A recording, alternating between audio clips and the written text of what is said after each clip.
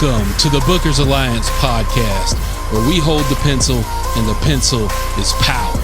Coming at you right now is your host, Marky Mark, along with the man, the myth, the legend, Frank Donaldson. Join us as we discuss the ever-changing landscape of professional wrestling. So hang on tight, you jabronis, and enjoy the ride.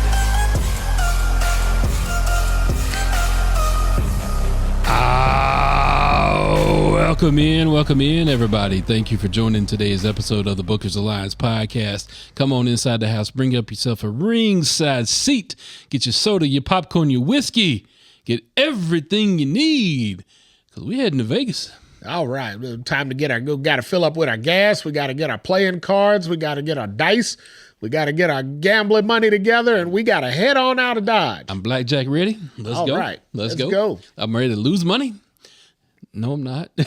Yeah, I don't think there's any way to get around that. Have you seen the ticket prices for Mania this year? Yeah. Everybody gonna lose money unless we get that endorsement from the big guys up in Connecticut up there. Hell, we're gonna lose some money. Yeah. Before we get to that, our topic for today, we got to talk about two things. Our sponsor, first and foremost, we got to talk about Basil Hayden Dock Rye. We got going on today.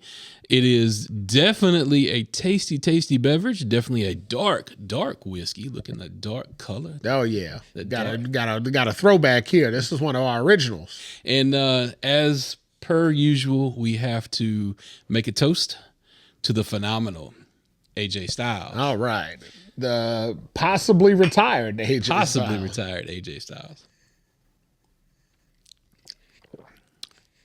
Spicy. Yes. Got a nice thickness to it too. It doesn't. It kind of gives you a little coating on the way down. Yep. Yeah. We just gonna leave it at that. Oh yeah. Yep. There you go. All right. So first things first. Before we start talking about heading to Vegas.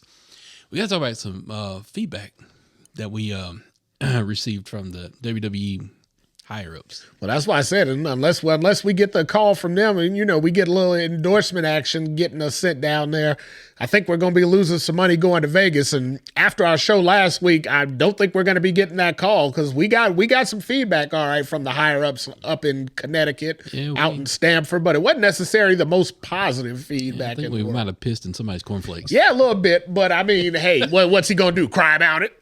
Cry about it? Yeah, exactly. Yeah, cry baby ass. So if you guys are wondering who we're talking about, last week we made a reference to the Unreal show, the Netflix show on WWE, and we may have poked a little bit of fun at Road Dogg for his handling of the R-Truth situation, and we joke and we laugh all the time about, we know they're listening and they're stealing our storylines. We joke about it because it's better to joke than to cry because, we know it's happening, but we can't prove it because we put it out there for the whole world to hear. Then when we see it on TV a couple of days later, we're like, well, damn, how come we didn't get that call? How come we didn't get that endorsement, blah, blah, blah? Well, we did get a shout out on social media from ye old Road Dogg out there in Stamford, who tried to do a little bit of a call out. He thought he was being a smart ass, and I think he went back to the old Attitude Era Road Dogg days. He come out and said, "Oh, you didn't know?" Yeah, that's what he said. And he said, so the feedback that I got on social media was, well, if you think it's so easy, why don't you do something better? I said, well, damn. Who's he think he's talking to? I say, you know what? I can think of something better in 10 minutes. I said, give me 10 minutes. I'll DM you back. He said, ha ha, just, went on about his way. Took me about 6 minutes. I sat down and I thought about it. I said, how could we have handled that better just from his little segment on the show and what happened? And what made me think, or what I came up with in my 6 minutes of time that it took, was anybody that's remembering last year's WrestleMania press conferences, things like that, anybody remembering John Cena throwing R-Truth through the table, you remember that segment happening. Then when you watch Unreal, about a month or so ago later, Road Dogg's arguing with Triple H, and Triple H saying, well, what's the payoff? He wants to cut his hair, so we're trying to work it in the angle. And Triple H, well, what's the payoff? Who cares? Why do we care that R-Truth cut his hair off? What's going to make me interested in it? And Road Dogg was scrambling. Well, I don't know. I just want to get out of this whole John Cena's a heel thing. It sucks. It's killing us. We hate it. And I'm like, God, meltdown city right there. So I took my 6 minutes and I said, damn, what could we have possibly done to make it all better? Tying those scenarios in together to make that a good, compelling story that would have made interest. What I came up with simply is when John Cena threw R-Truth through the table at the press conference, why didn't he just pull out scissors right there and cut off Truth's hair right in that moment, hold it up in front of the press, get all the press talking and taking the pictures and all that. You got Truth down there holding his head like he's been destroyed and just falling apart. I mean, that would, Truth being a loved character as he is, that would have made him the sympathetic babyface by far. True. It would have led better into the WrestleMania or the Saturday night's main event that they had, the match that they ended up having anyway. It would have led better into it. It would have made John Cena hated. I mean, beating up R-Truth and then doing something like that. So it's one thing to throw him through a table, right? Right. We've seen table spots everywhere. We're used to that. But there used to be a time where Brutus the Barber Beefcake was running around and he would put somebody to sleep and then he would cut their hair as a form of embarrassment. Like, I beat you, now I humiliated you, right? And it was hokey. It was what it was, but that was Brutus. If John Cena's doing that to R-Truth, and R-Truth's been growing his hair for years and years, I mean, Truth's probably 20 years into growing that hair. Had Cena actually cut his hair maliciously, it would have made him the hated babyface because he's abusing our beloved R-Truth. Yep. Took me 6 minutes to come up with that. It took me 4 minutes to explain it to you. That's the 10 minutes Road Dogg wanted. So I gave him, there's his 10 minutes of fame that he gets off of our asses this week, showing him that we can do a damn better job than what him and his whole creative team came up with in a 5-minute segment. So you're welcome. There's another freebie that luckily you can't take because it's too late. And, if you just want to talk it out face to face with your boys, we're going to be in Charlotte come this Friday night. We're going to be there. We'll be in the building. We will be in Spectrum Center. We will be visible. Yeah. We'll be lower level. So, all you got to do, we can get there early if need be. Now, our social media. You hit us up. Marky Mark will tell you. He'll fill you in on the social media deets at the end of it. But I'm telling you right now, look me up, hit me up. Truth follows me on TikTok. There you go. I follow Truth on TikTok. There you go. There's connective tissue there, right? Get with us this week. I'm available all day Friday. Whatever time you guys need me at the arena, let me know. We'll be down there. We'll get this hashed out. And don't want anything out of it. All I want is the opportunity. The opportunity. That's what they say. I don't expect a paycheck. I don't need nothing. I already got my seats. I got parking. I got all that covered. I need for naught. All I want is the opportunity to show you, give me some of y'all's nonsense, watch me turn that shit into sugar, and then give me a job. That's all I'm saying, right? Sugar, honey, as the Bookers Alliance says, let us do that for you freelance. See what you get out of it, then see if you want to put us on payroll after that. I mean, if you got to wait till the last minute, just, in the arena, just flash up on the Titantron. Booker's Alliance. We'll come find. I mean, hey, we'll be there. Right. That's all you need to do. We'll figure it out. Make it like in the grocery store. When a kid gets lost in the grocery store and they go on the PA system, just put it on the PA there. Booker's Alliance, come to. Meet at the nacho cart. Exactly. We know where to go. We'll figure it out from there. Just let us know. But all I'm saying is, look, I made magic out of that nonsense y'all made a whole half-hour show off or half-hour segment on your show off of. It took me 10 minutes to make that into magic. I can do that all day long, right? We sit down and hash out all y'all's ideas. By the time you get done, hell, the road to WrestleMania will be the Golden Gate Road or the Golden Brick Road at that point in time. Follow the yellow brick road. Absolutely. You'll find yourself going to a pot of gold at the end of that if you let us get our hands on it. Speaking of pot of gold, we got to talk about Riyadh Royal Rumble. We got to talk about it. We got to talk about, first off, let's kick it off with the Women's Royal Rumble. Okay. Any surprises? Did anything catch you off guard? Yeah, the outfits. Yeah. Good God Almighty! I mean, so it's a mixed bag on that outfits thing, right? So, some of them I'm like, God, they should dress like this more often. Some of them would really benefit by using the Riyadh outfits because it accentuated things. It took attention away from detractors and things like that. Others, I'm like, what are we doing here, right? So. They put Liv in one of those full length outfits over there for Riyadh, and damn it all Raw, she came back and just said, you know what, I don't need clothes. Yeah, she's like F this. She's like she was so upset by what they did at Riyadh that she found the least amount of clothes possible to wear all Monday, and we thank her for it. I appreciate it. I appreciate your efforts, absolutely. But yeah, I didn't know. So probably, I think the only surprise that we got out of the Women's Rumble was Brie, right? Brie Bella, pretty much. Was that it was expected Tiffany was going to return? Yeah, that was, I think we talked about that for about a month. What I didn't get that I was really expecting, of course, was my predicted winner, Bianca Belair. Right. God only knows how long she's going to be out now. If she's not ready at this point, we're 11 months out, 10 months out, I think, since the last time we've seen her. God only knows when we're going to see her again. So the question is how screwed up does a knuckle have to be to keep you out this long? Mm-hmm. This is, look, injury is an injury. Okay, be out, get better. I don't want anybody coming back sooner than they need to. But man, at some point in time, you kind of got to give the fans an update. I mean, you don't owe us anything, but still. I mean, if we don't get an update, we're gonna start speculating, and speculation is like Bianca might not come back. I mean, there's a lot of speculation that's going around on that. We don't know what's going on behind the scenes. I mean, again, the Unreal thing. We saw the nonsense that was happening with Truth. Had they done our angle with our Truth, he never would have got released because he would have been probably the hottest babyface on the roster at that moment. True. But they missed the boat on that because we could have gave him that 6 months ago. I digress. At this point, maybe there's contract stuff. Maybe she's coming up for renewal and they're like, well, hey, let's work it out while you're here. And maybe they ain't coming together on the numbers. So maybe it's we'll talk about it later type thing. And she's injured or out anyway. So it's not like you have to write her off TV at this point. If that's going on, hell, you just let it keep going. And I mean, they got to pay her regardless, so maybe you just pay her and keep trying to work it out. And if she doesn't work it out, maybe she pops up with Ciampa on whatever the hell that whatever the hell that other show is on. So we did have some predictions that did come true. We had the Sol Ruka kind of popped up. Kind of had a feeling she was going to pop up in there. Definitely had a great showing. Lash Legend had a phenomenal showing in the Women's Rumble this year. Most eliminations in the Women's Rumble this year, at least tied for it. One elimination that looked like it hurt like hell. Yeah.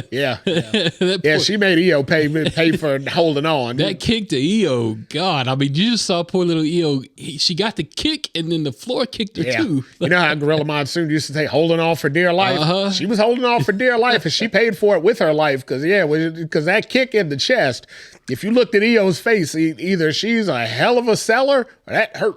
But either way, the look on her face when she took the kick, she was like, ugh. And then you could see her whole body kind of shake, and then she let go. And hell, when she hit that floor, I know she was like, God, I should have kept holding on because hell, woo. The last 10 to 15 minutes of that Women's Rumble, it was just straight fire. Once they got around 25, from about 25 till the end, they gave you all you could handle in that. That was amazing. It was really good. Very much intrigue. Lots of storyline that can come out of this. Obviously, Liv being your 2026 Royal Rumble winner for the women, that's great because Liv's been twice a bridesmaid, never the bride. Yeah. So it was time for her to finally win this thing. But the stories that are coming out of it, what's going to happen between Charlotte and Alexa? Yeah. That was a funky elimination thing that they wanted themselves. Yeah. I get what they were trying to do. They kind of blew it, but we understand the concept and in the magic of, camera angles and things like that. I'm sure they'll find the right angle to further that story along. Hopefully we get to see it on Friday. Yeah. But coming down to the last few, Tiffany being in there at the very end, you kind of knew she was going to hang her in there. It really played out to everybody's strength. I think not one person looked weak as hell coming out of that Women's Rumble. I think they all looked great in it for the parts that they had to play. Fantastic showing for the women this year in the Rumble. Oh yeah. We got to move on to talking about, we gave a toast to him earlier. We got to talk about the phenomenal AJ Styles.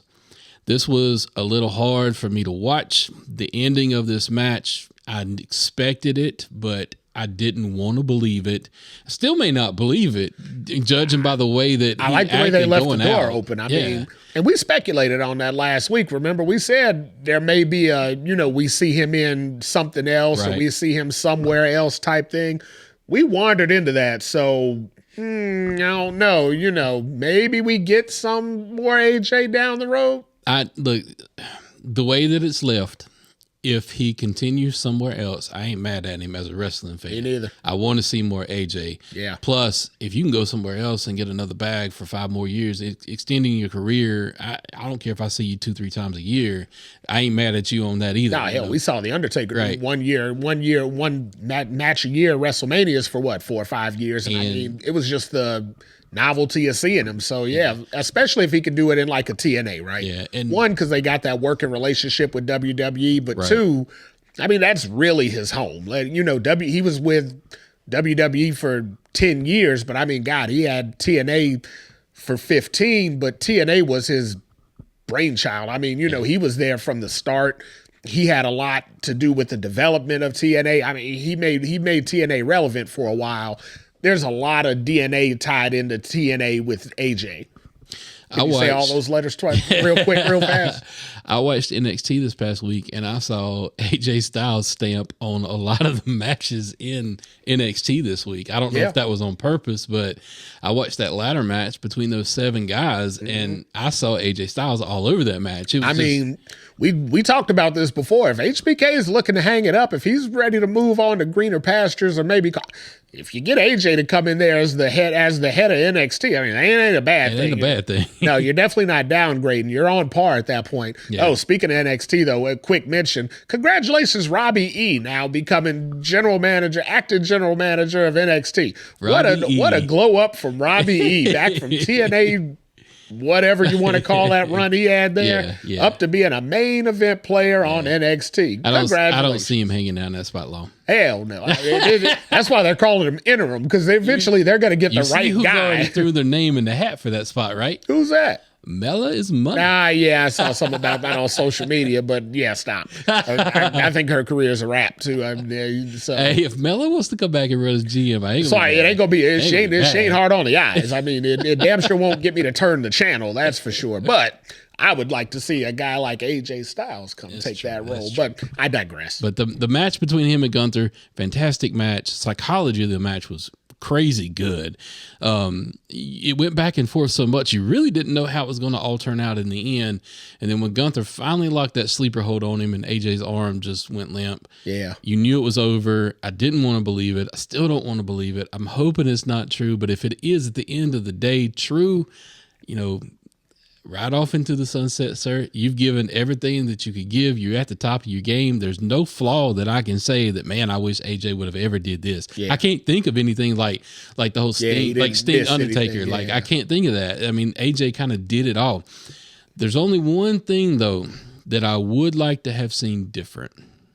If it is final, the fans in Saudi gave him his flowers while he's in the ring.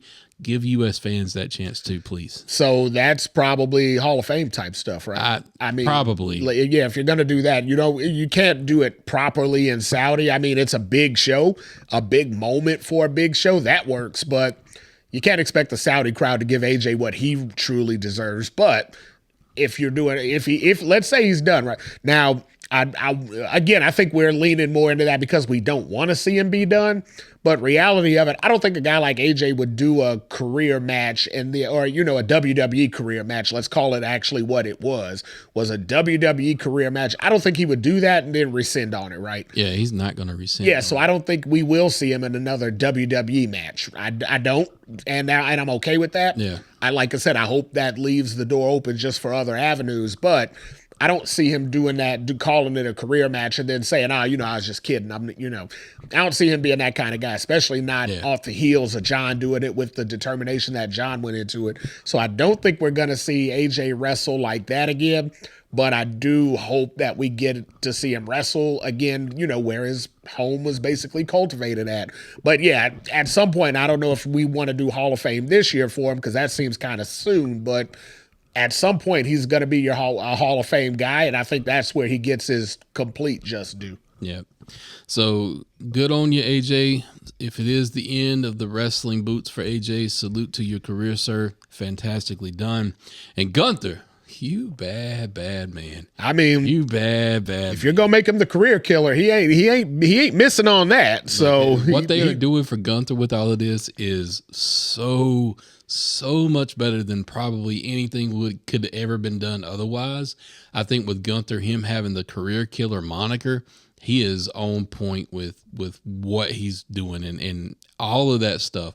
I hope it continues. I hope there's a few more guys that eventually he puts out to pasture just to continue that character. There's a list out there. I mean, let's talk about it. Let's give it a couple minutes, right? I've heard rumors that Gunther could be wrestling Rey Mysterio at WrestleMania. I've heard rumors Gunther could be wrestling Randy Orton at WrestleMania. I had heard rumors previously that Gunther could be wrestling Brock Lesnar at WrestleMania, but I'm hearing a whole lot of rumors coming out of the Men's Royal Rumble about Brock Lesnar and where he's heading. So let's move into that because I'm chomping at the bit to talk about that. If they give us Brock Lesnar versus Oba Femi, oh God, at WrestleMania, oh God, I will officially mark out for that match. So here's the thing, right? If they were running a trial at the Royal Rumble to see if there was interest. There's interest. I'm telling you right now, the Saudi people were interested in it, and they don't even really know who Oba is yet. Big E was talking that up on the pre-show, like, give me my moment. I want big meaty men slapping me. Talking about it on the pre-show, everybody was talking about it on the post-show. I couldn't wait till today. I was like, hey, you want to record this on Monday? Because it was so fresh in my mind, and it's like, well, we need to see Raw first. I'm like, well, hell, I want to talk, but my God, we've been talking about Oba Femi for a long time, and we've always said somewhere down the road, love to see that guy get in the ring with Brock Lesnar. Yep. What if Brock is like, hey, forget that somewhere down the road thing. Let's get this money right now. Yeah. Give me a break. Watching those two guys square up at the Rumble, I mean, I had goosebumps watching it. I was just like, oh my God, when those guys touch, it's going to be epic. And sure enough, they kept them, they sized up, but they didn't. When they finally did touch, if you notice, the only time they touched, Oba got to take Brock out. He gave him a big clothesline. And I mean, he rocked Brock. He rocked him. And Brock at this point is probably the biggest we've ever seen him. And he rocked him in that. And then they went their separate ways, and then Brock came back and eliminated Oba. Yep. The only two times they touched. One was an elimination, one was a show of dominance. Give me more of that.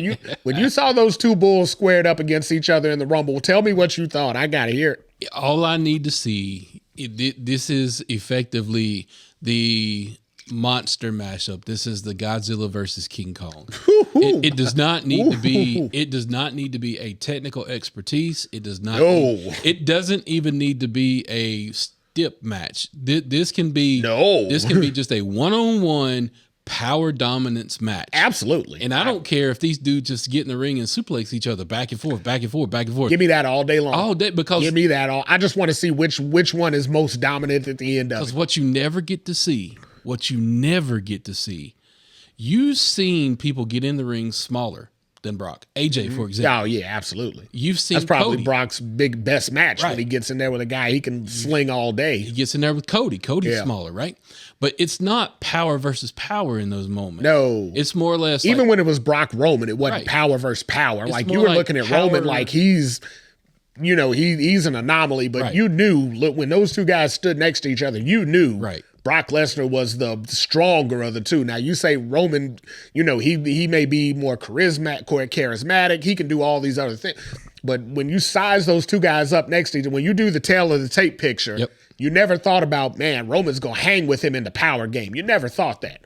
When Oba Femi's standing there next to him, it makes you wonder. Hell. Yeah. I ain't wondering. I know them two guys, ain't neither one of them going to throw the other one around individually. It's going to be equal on both sides. I think both of them are going to be able to give as good as they get. Brock, of course, I mean, he's a man beast. He's probably stronger than Oba, but hell, Oba's 20 years younger than Brock. That's going to be a hell of a square up. And please don't put some weird spin on it either, like the turnbuckle's got to bust and the ring's got to implode and shit like that. I don't need none of that. I just want to see power versus power. To me, this is like what Brock and Mark Henry should have done. This is what Brock and Bobby Lashley should have had, except they kind of had the UFC tint to it, right? This ain't going to have that because we don't know Oba to be a UFC guy, but it's legit going to be, give me all your power. I'm going to give you all my power, and we're just going to see who can outlast the other And the guy. way they built Oba coming out of Monday Night Raw, throwing around the War Raiders. I mean, 300 to 400 pounders. That, to me, that right there is the seed that has planted going, his power can match Brock's. Absolutely. Put them across each other. Biggest stage of them all. Let's see what happens. Absolutely. There's nothing that you're going to tell. All they've got to do now, they've got from February 4th, which is today, until WrestleMania.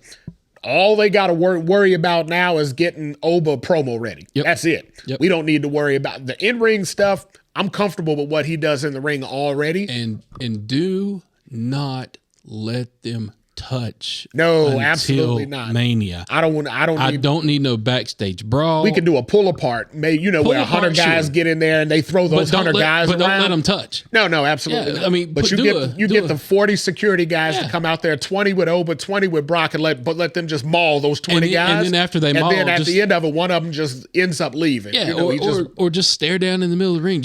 Can you imagine at WrestleMania when those two horses stand next to each other and they do that, that monumental stare? And we know it from Mania past. We've seen it so many times where those two guys are standing across the ring and they look at each other. Can you imagine the way that people are going to react? It's just going to come unglued. We know Brock's schedule. We know how Brock works. That's probably going to open. Yep. Can you imagine opening, let's say, night 1 of WrestleMania with those two horses in the ring? I mean, my God. Please. What's really going to happen, and we'll never know about it, is good old JR is going to watch from the Gorilla Monsoon and Bobby Heenan are going to pull 2 chairs up from heaven. They're going to watch. I mean, this is literally how they talk about, a locker room emptier. Yep. I guarantee everyone in that locker room, regardless of what their match looks like for that night, will be sitting there watching because that's your business past and your business future, and those two horses hitting head to head. So Michael Cole's already used the line, the immovable object meets the irresistible force. That's a Gorilla Monsoon line like no other. Right. So he's already used the line. So, I mean, if it's Hogan, Andre, Mania is your venue. And please, production team, listen to me as I say this. Mic the hell out of that ring. Oh, so God. It sounds crazy phenomenal when these boys hit the mat, the ring post. Right. Just mic the hell out of it because just turn them on for that one match. Make it sound like it's just monster versus monster.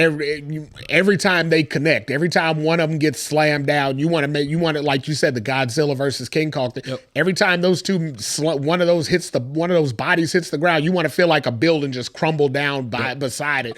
You literally want to feel like they could destroy this whole arena when they touch, because you're not going to get something like this again for a while, but there's potential out there because we got some entrants in the Royal Rumble that look like pretty big powerhouses coming out to that ring. Hey, welcome to the big time, Royce Keys. Absolutely. Welcome, sir. Come on in. As we destroy the Powerhouse Hobbs moniker and knock the wall down and welcome in Royce Keys. I like the story behind the name. I like everything that's going on so far. The boy looks like $1 million. He looked like $1 million in AEW. They just didn't know how to book him. So, yeah, where?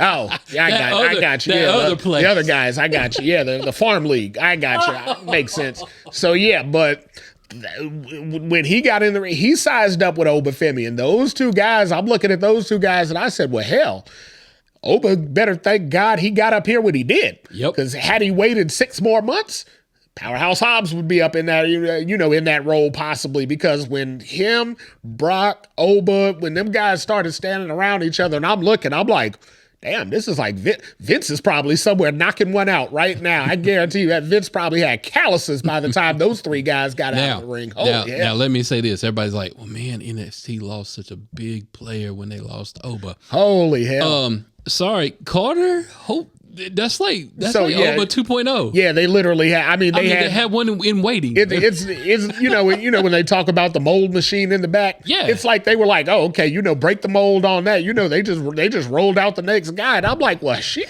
he's as big as damn Obafemi. I'm like, where'd this guy come from? Dude, never seen that guy before until 2 weeks ago. Yeah. The week after Oba left, that guy debuted, and then I saw him in the ladder match on NXT. And I mean, he's out there throwing guys around. I'm like, well, hell, how many more of these guys y'all got back there? Oh. Dude jumping on the ring apron like he's got like a 6-foot vertical. I mean, he hopped up there like Brock and Bobby Lashley do, but this dude's, he's at their same size, if not bigger. I'm just, again, I wonder how many of these guys you got in the back there? Like, can you roll one out now? In Triple H's world, he probably is developing them, but that's a different conversation we won't get into here because Massa got to have his workers ready. No. We won't hate on him. We're gonna get Triple H because the Saudi crowd hated on him enough at the post conference. So they ripped him a new one out there. So we're gonna give him a break this week. But kudos to Triple H sticking it out through that post show interview and not cracking. What could he do at that point? Like he couldn't just get up and walk out. But I mean, they gave him every U.S. chant. I'm like, damn, did they research the chants? Like, how did they know everything to say to him that we're saying over here? I even heard the Triple K chant one time, and I'm like, man, Saudi's listening to us too. Yeah. We got to check into our viewership. I didn't know they were listening, but bless y'all, Saudi. I appreciate you. All right, we got to talk about. We've talked about some of the entrants. We didn't get Jericho, unfortunately. Who? Yeah, who? Hell. He's still over there in the farm league. He's still there. Yeah, I guess. God only knows. Who knows what's happening with that guy? We do got to talk about who won the 2026 Royal Rumble, and that was our tribal chief, the one, the only. We nailed that prediction. Roman Reigns. We saw that one coming a mile away. We nailed that. We sure did. I think Stevie Wonder saw that coming, so I had no big deal on that one. Evidently, IWC didn't see it coming because they're all pissed. Who? Yeah, they're like, why Roman again? Why you can't book nothing fresh? Blah, blah, blah. So you're talking about the 300 guys, the 300 dudes that live in their mom's basement that are complaining that ain't listening to the Booker's Alliance. The only 300 fans that ain't listening.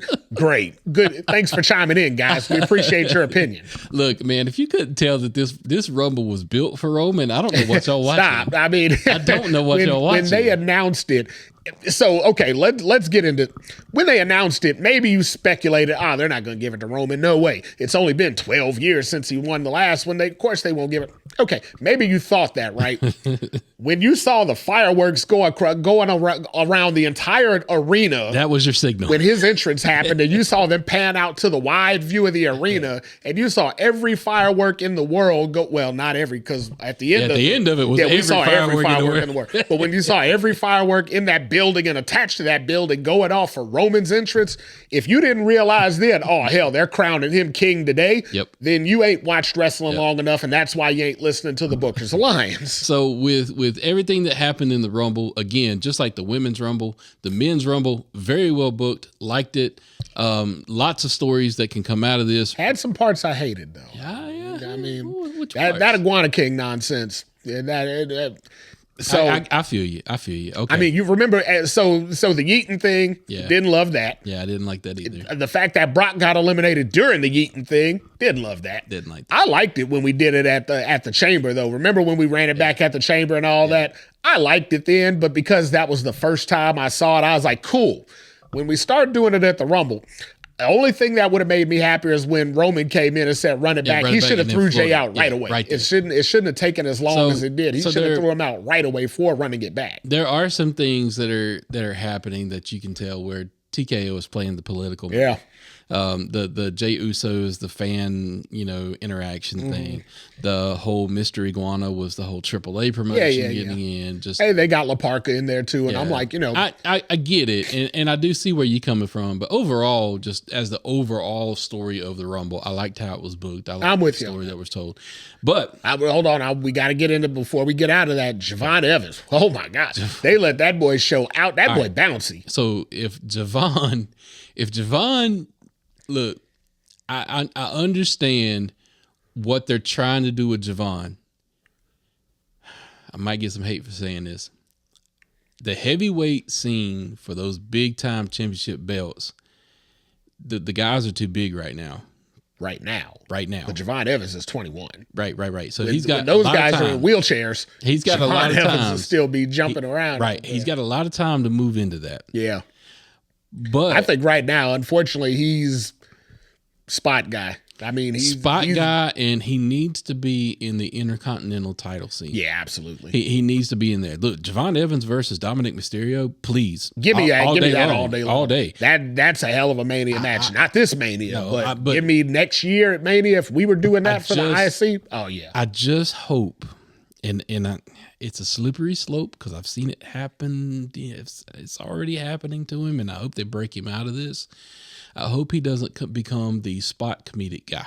So you don't want him to be Montez Ford. Okay, got it. I don't want him to be. We got one of those. I don't want him to be R-Truth either. Yeah, well, R-Truth ain't a spot guy. I mean, he's just more. It's the comedic comedy. But like Javon Evans, this Monday night, you got to see him in a match, right? Yeah. The 2 prior Monday nights, you know where you saw him? You didn't. No. But I saw him internationally because he was in the commercial breaks. Oh, there you go. They did an interview with him one week, and then he was in a backstage segment the next week. And now I know can't everybody get on TV every week. Yeah. But if you're gonna push the guy, push him, damn it. Don't just sit here and relegate him to a comedic guy. That Samoan drop spot that he did with Jacob Fatu, right? Amazing. After you see something like that, I don't think you can keep him off TV anymore, right? Better not. Because so much talk and scuttlebutt, as we always bring up, came up about that spot because it was damn amazing. If I'm Jacob Fatu, when you saw when he launched him in the air, when Jacob caught him, he paused because he was like, "Holy hell, I can't believe this worked." I think it hurt Jacob actually. So yeah, he landed on him. Remember how Nikki Bella had to go get the neck surgery? Yeah. Yeah, Jacob's gonna have a neck surgery down the road somewhere, absolutely.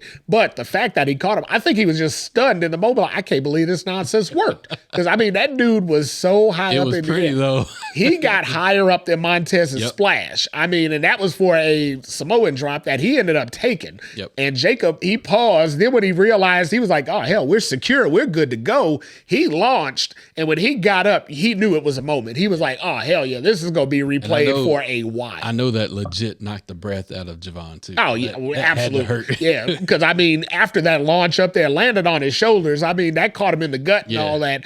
And then he had to. I mean, hell, Jacob couldn't softly put him down after that. At that point, you got to throw it because it's going to be replayed a million times. Yep. So you're like, well, got to go into it. So I mean, he threw him, and whoo. All right.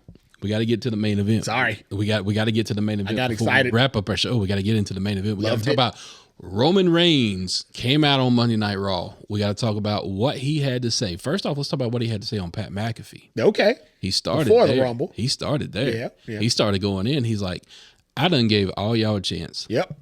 And y'all squandered those opportunities. Yep. Sheriff's coming back to town. Okay. I'm coming back to reclaim what's mine and what's my family's. And IWC, if y'all watched that interview and you didn't take away that he was winning, then y'all ain't really watching. At this point now, you're just online bitching. You're not watching for anything. So for him to come out of the Rumble the winner and then come to Monday Night Raw, get in the ring and talk, and I'm like, okay, this is Roman. I mean, for lack of a better term, excuse my French, but swinging his dick. That's what Roman was doing Monday night.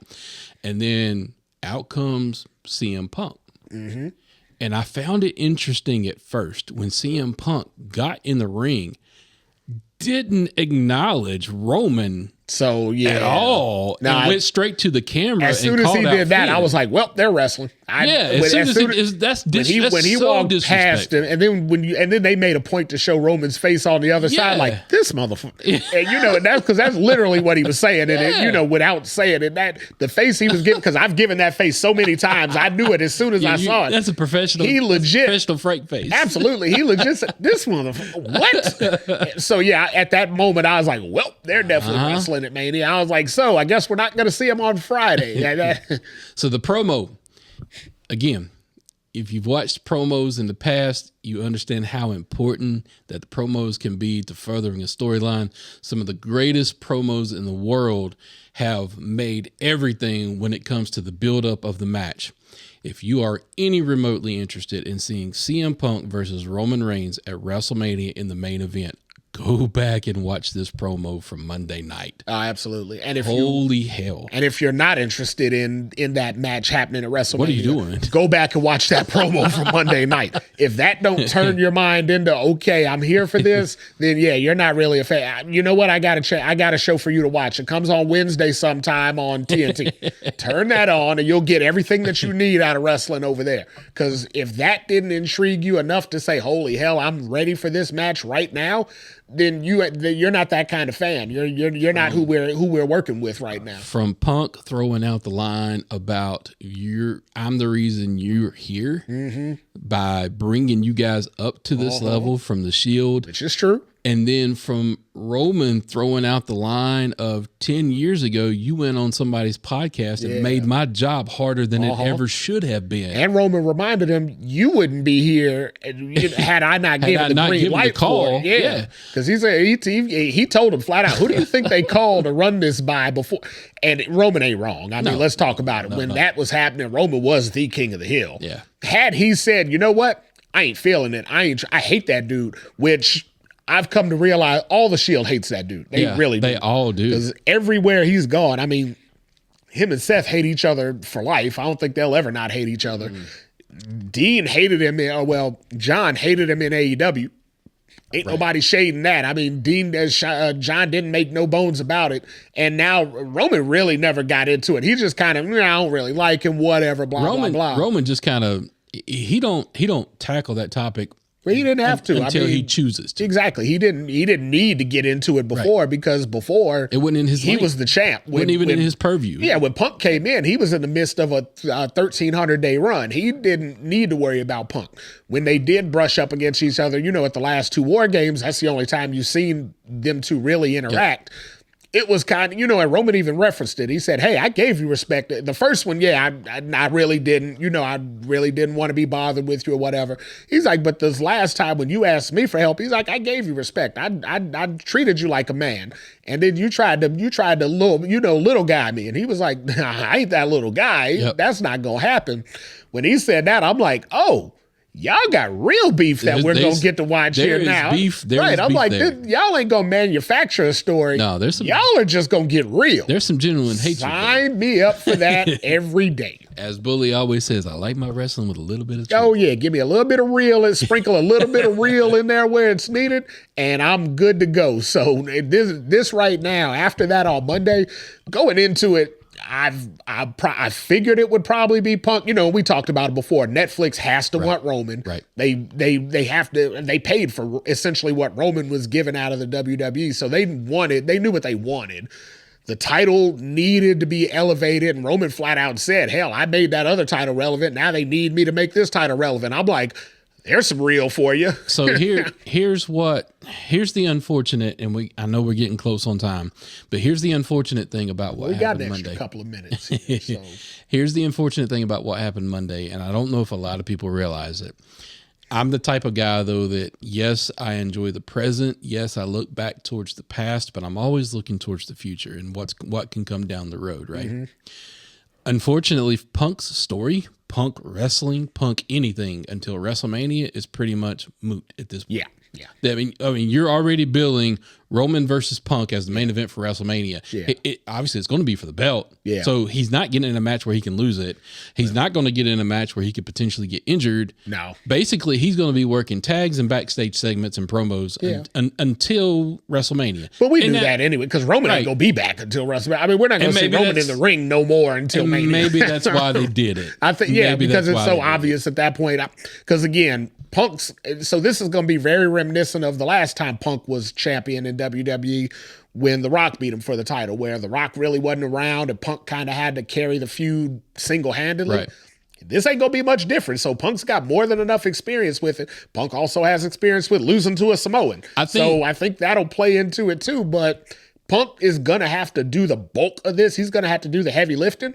So I think they just said, hey, why are we going to screw around with it for a month? Let's just go ahead and call it what it is, and let's get into it right now so we don't mess anything. And the only other thing that could potentially happen is Punk's continued interaction with Finn Balor. Mm-hmm. I don't think the championship will be anywhere near that program, though, but they may do a few one-on-ones. Even if it is, there's zero Negative zero. He's not losing. Can you? How deep in the negatives can I go on this show here? Can I go now? I'm going -5. -5 chance that Finn Balor sneaks the title win out, and then it's Balor versus Roman Reigns at WrestleMania. Please don't do that to Finn Balor and put him in a title match against CM Punk right now, because we all know he's not going to win. Right, it's a waste of time, and it makes the feud irrelevant. And please don't do it because people's like, oh, it ain't going to happen, and do it anyway and turn this CM Punk Roman Reigns match into a triple threat. Don't do that. Crap. So we're already looking at a triple threat on the other show. Right. We know we're not getting to. What I do see possibly happening, though, I do see maybe like an interaction with Punk and Finn, and maybe like Dom Mysterio going in there. I see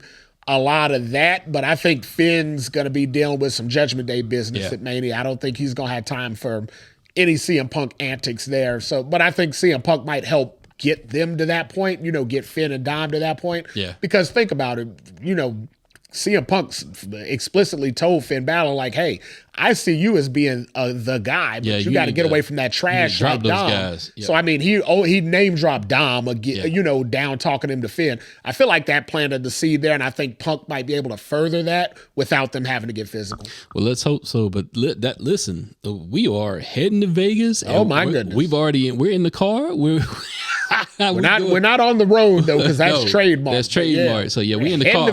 We in the car heading to Vegas. Right. All right. So, special shout out to anybody else who's listening, though, right now in the Charlotte, North Carolina area. Listen, your boys are going to be at SmackDown. Look for us. Just holler, Marky Mark, Frank. There you go. Just holler for us. We'll spin around, tell you, hey, if you see us out there, give us a shout out. Other than that, reach out on our social media platforms, drop us a line, let us know your thoughts. And with that, everybody, we thank you and we bid you adieu. Peace. Also, live if you're listening. Today's podcast was produced by SBP. You can find our podcast on all major podcast platforms. Also, connect with us on our social media accounts. Search for The Bookers Alliance on Facebook, Instagram, YouTube, and X.